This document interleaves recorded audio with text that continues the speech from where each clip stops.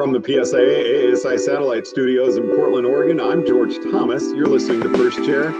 And great discussion coming up today with Keith Rodney, who is, among other things, the chair of the National Children's Task Force. Rodney, anything else you'd like to add to your resume for us, or even not like to add? Actually, I would. So something very exciting, hopefully we'll know by the end of June. I am the head coach for the U.S. Telemark ski team. And we're hopefully going to find out the end of June whether Telemark is in the Olympics for 2030. Ooh. Yeah. But that's not why we're on tonight. But are you feeling positive about it? I am, but it's not up to me. Not even remotely up to me. Very well said. If it was up to you, it would be done. Oh, long ago. Yep. And, it's 2030 is, I'll be rolling into, if the Olympics do happen, I'll be almost 60 years old by the time that comes about. And so I'm hoping to be able to go at least. Hey, I mean, we had Skimo this year. We've got it. I know, right? Well, let's talk about sliding and something that I think is a great topic for discussion, and that's pole touch. Yes. Why do we not call it a pole plant anymore? Well, to me, I actually have both in my repertoire of conversation. And the reason I have both is, to me, a pole touch usually indicates that it is the result of the core crossing the skis, and the touch happens because of the crossover towards the next turn. And now we go to the other one. The pole plant is, to me, more of a blocking pole touch to help us with bumps and stability of the upper body. And so I see the two, when by choice, guiding us to a more successful set of turns, whichever one they might be. And this, to me, is something you bring up, pole touch, and you get such a wide variety of answers of why we have poles. What are they there for? They're just to help me get across the flats. They're there for me to go skiing by somebody sliding on a snowboard when it's starting to go uphill, and I can put my pole out for them to grab, and I can help that person get up the hill. Why do we have poles? And why, when we're looking around, boy, this is going to be a long answer. It looks like if poles are for timing, I sure don't see the timing correct and a lot of skiers using them, or they just kind of stay up, or they are. Why do we have them? You're quite correct. One of the reasons why I kind of jumped in and wrote that article is I found myself having that conversation with more and more and more people. And, to add to my background, so in the East, I'm an examiner in alpine, children's, and telemark. And so there's a lot of people that I come across that have two sticks, skis. And one of the things I notice is we spend a lot of time getting really disciplined with how we use our legs, turning the legs, steering the skis. It's all about the lower body. And as a whole, we don't spend enough time talking about how the upper body plays a role in how the legs work. And with the pole swing, the pole touch, we very much are using for timing and rhythm and stability, as well as the hiking and climbing. And my favorite one is the stealth or rest is a backup if you're on something really steep. But that it's amazing how that timing and rhythm plays a huge role with what we can do. And when we get the arm and pole use effective, it only complements what the legs and the lower body needs to do. And that's kind of the big one for me is, you know, although we did, looking at the history of it, if you look at the poles, yes, they were primary for propulsion, skating and climbing to get us so we could ski down the hill. Then fast forward, now we have chairlifts. So we don't, as downhill skiers, we don't spend a lot of time focusing on the climbing aspect of the pole use anymore, but it is still very valuable on the way down. And yeah. Well, this is a topic near and dear to my heart because when I was taking my level 3, I gave some just lame, bland answer in the written test about poles. And I still remember on the last day, the examiner looked at me and he was like, "You pole." So I gave some a long clinic on pole usage, and man, he grilled me, but luckily I'd passed already. Yep. But it was kind of vague, and I've never really heard a great answer that was much better than the clinic I gave in that assessment, which I got to admit was not very good. But it that does make me feel better about my lame answer, and I really did get a lot from your article on this. Which tell us about the gold standard where you describe the accelerating pull touch. Well, that is not, the terminology in there is very much Keith. It's not an industry standard when it comes to an accelerating pull touch versus a blocking pull touch. And the way I look at it is when you swing your pole towards, when you move the pole and move the arm towards the apex of the next turn, you're encouraging the skis to move into the next turn, for lack of a better word, accelerating into the next turn. Accelerating doesn't necessarily mean constantly going faster, but it is moving into the fall line.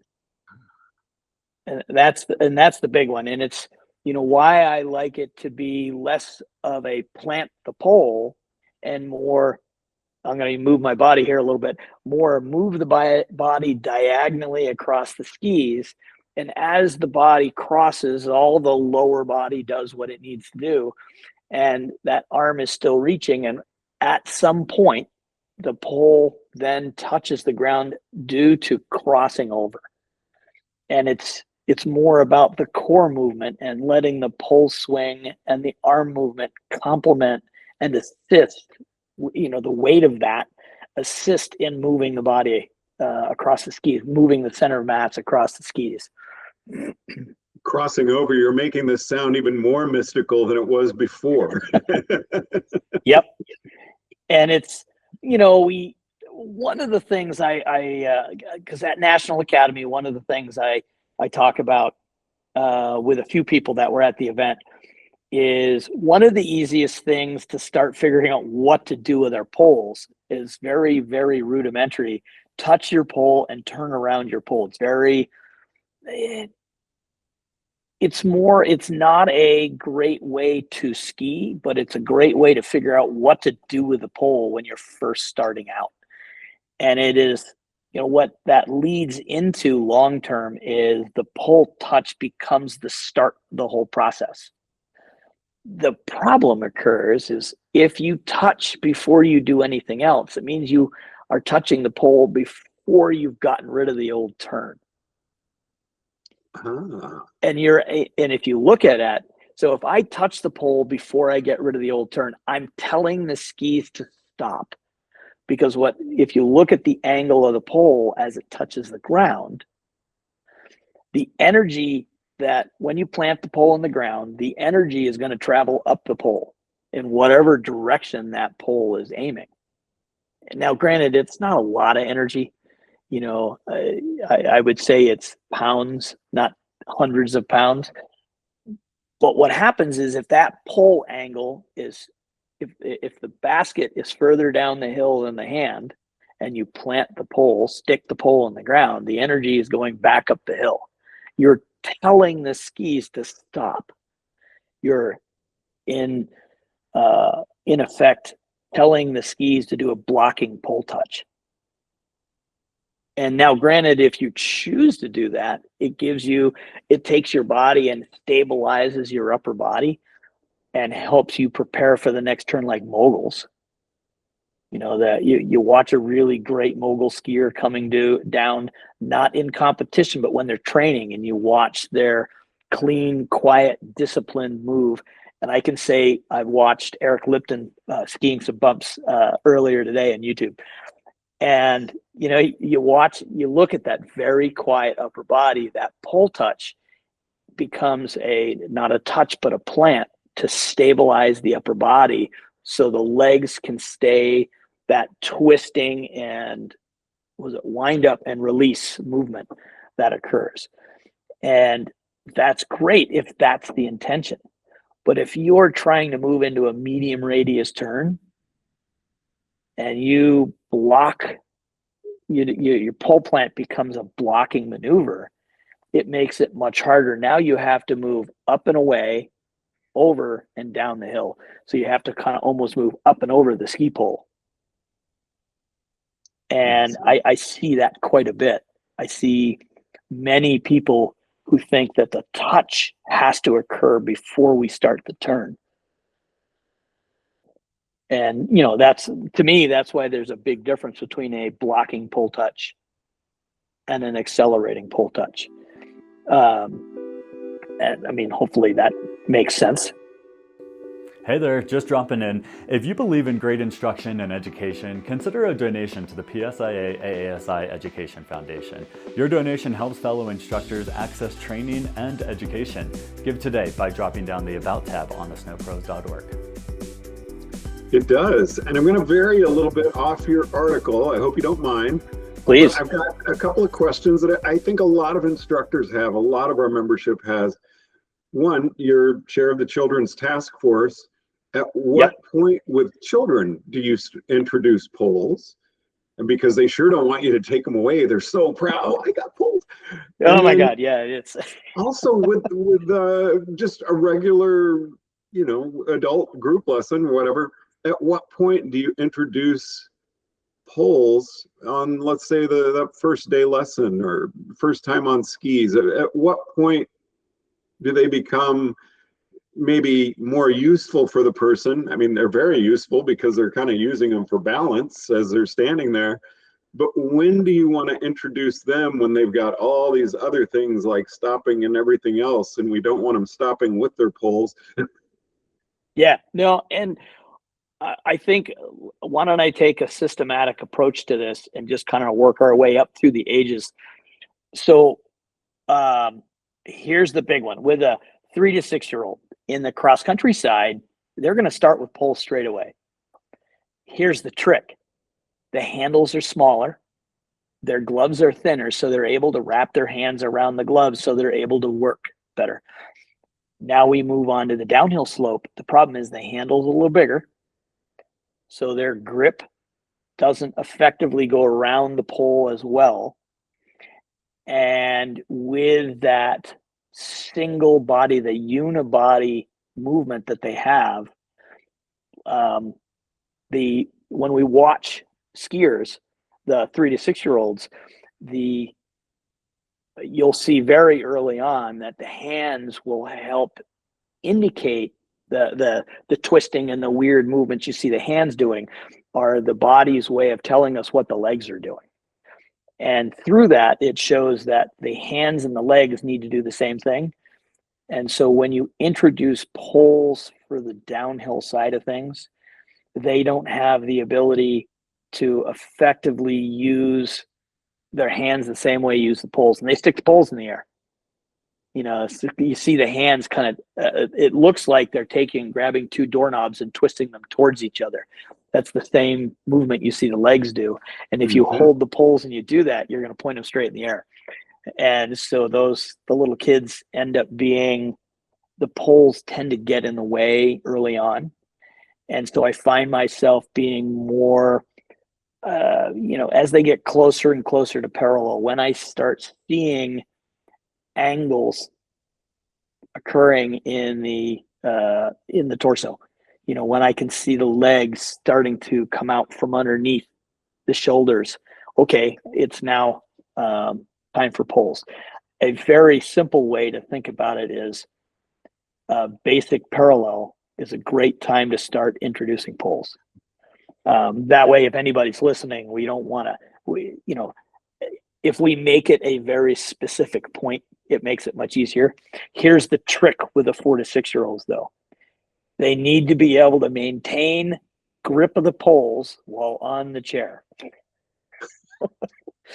Because every children's instructor on earth knows that if you give a 4 to 6 year old a set of poles, they'll ski with them fine until you need to go back to another chairlift. They will drop them off the chairlift, so you're late. It's like, and it's Murphy's Law every time. You know, if you need to be somewhere else, the kids are going to drop their poles off the chair, and now you're late. So now let's bump up to the 7 to 14 year olds. It's very easy to start and just say, you know, as we get near parallel, upper level wedge Christie to basic parallel is a great time to introduce them. But, you know, it's depending on, say you have more of a private clientele. I don't have a problem with somebody who is successfully linking turns starting to use poles, as long as they're demonstrating separation. But group wise, again, they need to be pretty strong, a pretty strong group of skiers, because Murphy's Law will have them drop the poles when you need to be somewhere else again. Now let's move into, I'm going to use 13 and older just to be very specific towards the manual.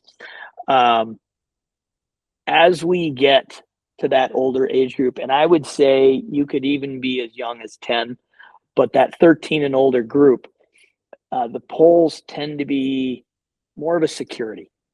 You know, they see people with them, and so there's this mystery, if you will.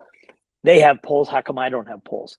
And so it's kind of a great way to, especially when we're doing boot drills and one ski drill and stuff like that, having them have their poles when that's happening gives them some security, so they're willing to take a little risk on balancing on one foot with these new vices attached to their feet. That would be the ski boots. And what I would do is, as we start to turn, so boot drills, one ski drill, two ski drills. Now we start introducing some skating and other stuff. And now that they're starting to move, self-propelled, let them use the poles. But once gravity starts getting them, so they're traveling downhill a little bit, I like to, at that point, pull the poles aside so they can focus on the task at hand, which is turn the feet so they don't hit the building or the fence at the bottom of the hill. And then as they get more comfortable, allow them to, you know, you kind of add them and subtract them as time goes on. And, you know, like a really good adult instructor will walk over to their students and occasionally goes, and I'm taking your poles away.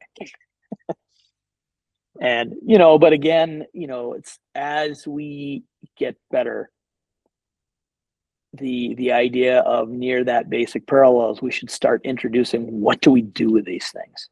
And at first, for a long time, the poles are going to be mostly for propulsion at the bottom. Getting on the chair, getting off the chair, getting on the chair, getting up to the chair, really. Off the chair, probably not a good plan to have them in two hands. And if anybody's listening on this, if you really want to see some hysterical stuff, Warren Miller did a whole bunch of video early on in the 80s at Killington at their double chair, and it's hysterical watching them offload using poles to try to stop. It's great. You know, you had me at the term unibody. I was like, it's perfect. Yep. And, you know, it's that holistic movement pattern although it is not, we don't talk about it being in adults regularly. 4 to 6 year olds, it's there. Well, 3 to 6 year olds, it's there very heavily. But that whole body movement, that hand gesture movement, shows up at all ages. It's just more prevalent at the much younger ages. Okay. Thank you very much for addressing that. And again, it's I think a good question thing. is a lot of people have. So back to your article, you talk about nose over toes cue, and the wild swing, which sounds kind of fun. So for those who've seen the article, I captioned the photograph of its zones. And basically you draw an arc from the tip of the ski to the tail of the ski, with the farthest part being down the hill. So it's kind of a half moon, if you will.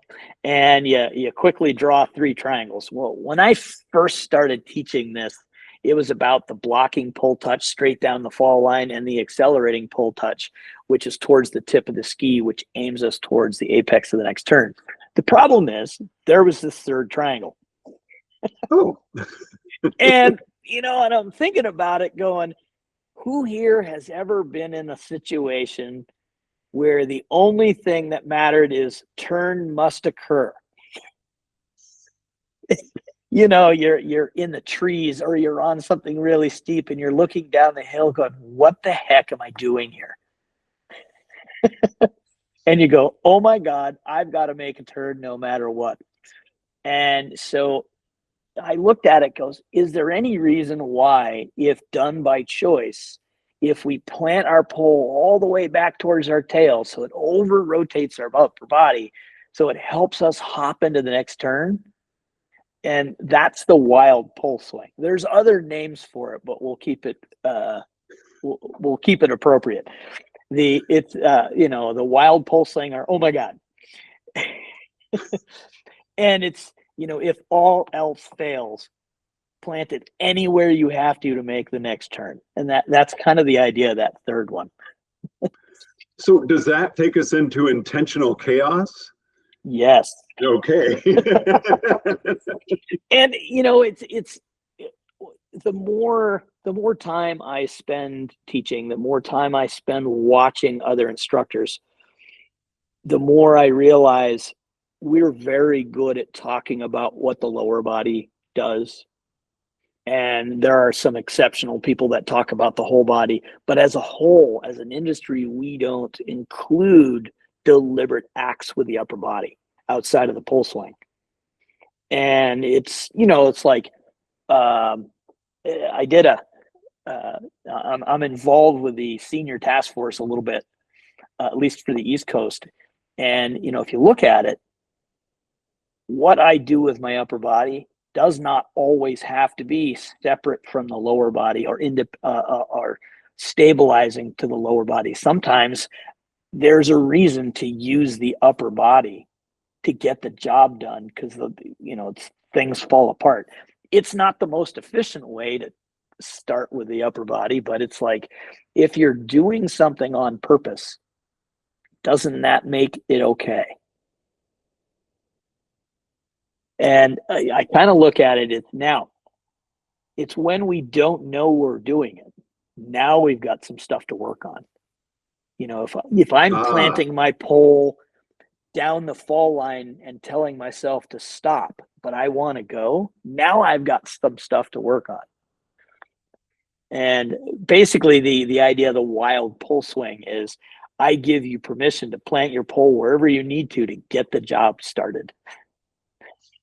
And as we get better, we look to be more specific, to encourage the skis to do what we want. That accelerating pull touch is about moving into the next turn, is about flattening the skis and getting that edge to engage, so we have the choice to carve, have the choice to skid. And but if we're not using it at all, then how is the upper body getting involved with this? You know, I really liked how you said, get the job started, not get the job done. Yeah. It's like, I'm in trouble. How do I get out of here quick? Right. And I find myself spending a lot of time. I didn't really know what to call it. I find myself trying to teach very practically. Here are tools that will help you figure out how to duplicate the process on your own. You know, I can walk you through it all I want, but if you don't know how to duplicate it, then I'm doing you a disservice. So that's kind of the thing, is spending time giving you functional tools to go. And, you know, if you find yourself having a really educational time with an instructor, you will, if you look back, what they've done is they've given you tools, whether it's a way to move a certain body part or a concept, a feeling, you know, they've given you a way to duplicate that movement somewhere on your own. And so you get good teaching through that practical approach.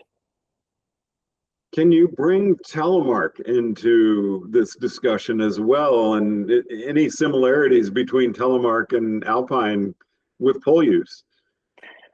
I actually find that it's very, very well. They're the same.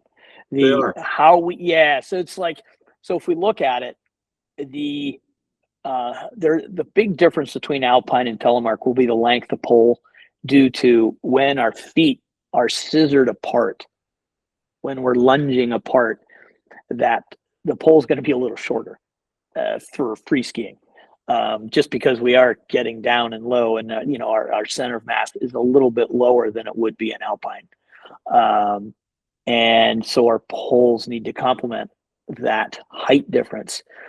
But the thing that I really like that helps Alpine skiers when it comes to Telemark is, as we do our pole swing, that core movement, the pole swing, and the scissoring, the lead changing, the feet shuffling past each other, all work together. All three of those elements, so the lead change, the core movement, and the pole swing, all work together to start the next turn.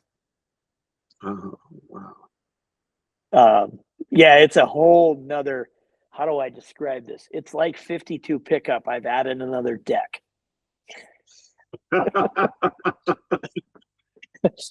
And, you know, I find myself with instructors, one of the things I found is when learning to do Telemark instructors, when learning to get better at the pole swing, to be more specific with the pole swing, is what I do is we stop the lead change and go into an Alpine set of turns. So what we do is we take the fundamentals and we, in a roundabout way, decrease one of the fundamentals. So we reduce the number of fundamentals that you have to think about, so they can focus more on the pole. And then, okay, we got the pole added in. Now let's add the lead change back in there. Anything you'd like to say to wrap this up in conclusion? Don't overlook your poles. They can be a very helpful tool when assisting you and helping you balance and guide you down the hill. And the part we didn't answer is the nose over toes. Is, you know, when we're going, the steeper it gets, the more you need to have your body over your feet, so you have stability, and the pole can help you to do that. And that's something I got from Dave Merriam in an article he did in the early 80s. You know, let the pole swing, let the reach help you get your nose over your toes, so you're stacked, so you can start your next turn. Keith Rodney, it's always a pleasure chatting with you. I really appreciate you taking the time. Thank you very much for having me. From the PSIA-AASI Satellite Studios in Portland, Oregon, I'm George Thomas.